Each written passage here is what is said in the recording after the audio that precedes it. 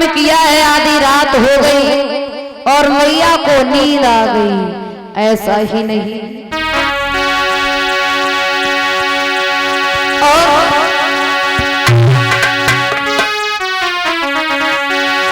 सोई बीती आधी रात रे, गई नयुमा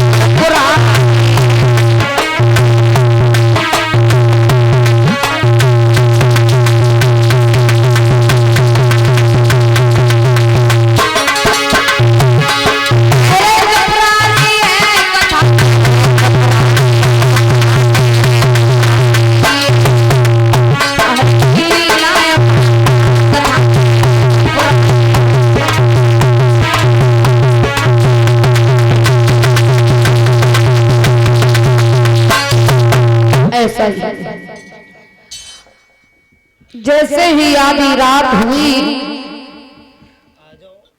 मैया पार्वती तो सो गई, लेकिन हुआ क्या, एक पीपल की डाल पर एक घोंसला रखा हुआ है। घोंसले में एक तोती का अंडा था। वो अकस्मात अंडा फूटा, उससे जो बच्चा निकला वो कथा सुनने लगा और बीच बीच में वही तोता हुंकारे भरने लगा। जब हुंकारे भरने लगा है, सवेरा हुआ, भोले बाबा ने कहा पार्वती उठो, कथा तो पूरी हो गई, सवेरा हो गया है, चलो अब कैलाश पर्वत पर चलते हैं। अब पार्वती उठी, चौंक गई, कहने लगी भोले बाबा हमने कथा नहीं सुन पाई, हम सो गए, क्षमा करना, लेकिन फिर से कथा सुना दो तो हम पूरी कथा सुन लेंगे। जब ये बात कही तो भोले बाबा कहने लगे तुम अगर सो गई तो ये बीच बीच में हुंकारे कौन देता रहा? हमें तो ऐसा लगता है कि अमर कथा किसी और ने सुन ली। क्या हुआ है? भोले बाबा ने डमरू बजाया तो वो तोती का बच्चा वहां से उड़ा। भोले बाबा समझ गए कि ये अमर कथा इस तोता ने सुन ली है। चारों ब्रह्मांड के चक्कर लगाए, लेकिन भोले बाबा ने उस तोते को नहीं मार पाया। हुआ क्या, वेद व्यास जी की पत्नी अरणी जो छत के ऊपर अपने केसों को सुखा रही थी, वो तोता जैसे ही अरणी को जमुआई आई, वैसे ही मुंह के द्वारा वो तोता पेट में प्रवेश कर गया।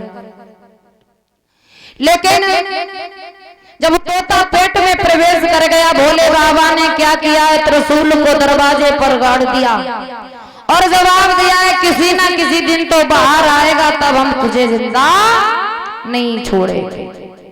प्रमाण ये मिलता है कि उस बच्चे ने जन्म ही नहीं लिया। धीरे धीरे 12 साल हो गए, 12 वर्ष हो गए। अब वेद व्यास जी वहां से चले, हाथ जोड़ करके कहने लगे हैं भोले बाबा से, सुनो भोले बाबा, आप हमारे दरवाजे से नहीं हट रहे हैं, इसलिए वो बालक जन्म नहीं ले रहा है। इस कारण से हो सकता है कि हमारी पत्नी हमें भी छोड़ करके चली जाए, क्योंकि 12 वर्ष कम नहीं होते हैं परीक्षित महाराज हैं।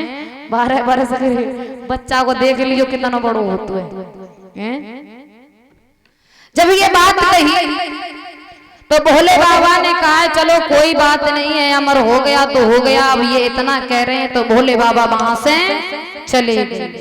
12 वर्ष के बाद में अरणी के गर्भ से एक बच्चे ने जन्म लिया है, उसी का नाम पड़ा है सुखदेव। बोले सुखदेव जी महाराज की। उन्हीं सुखदेव जी ने महाराज परीक्षित को कथा सुनाई। और ये सुखदेव जी अपने माता पिता के साथ में नहीं रहे, क्योंकि जन्म लेते ही बोलने लगे और भगवान का भजन करने के लिए ये वन को चले गए। आओ एक प्यारा सा भजन बोलेंगे, उसके बाद में आगे गौर करेंगे।